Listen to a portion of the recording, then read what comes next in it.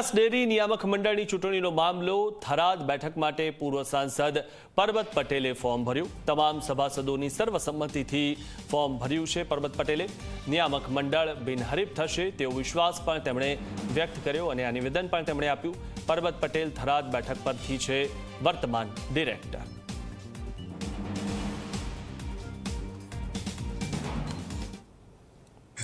બનાસ ડેરીની ચૂંટણી ડિરેક્ટરનો ફોર્મ ભરવાની આજે છેલ્લી તારીખ।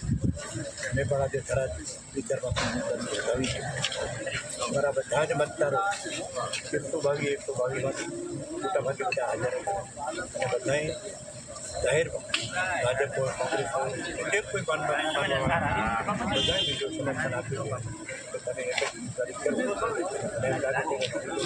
જ થાય આ જિલ્લાનું નિયામક મંડળ 100%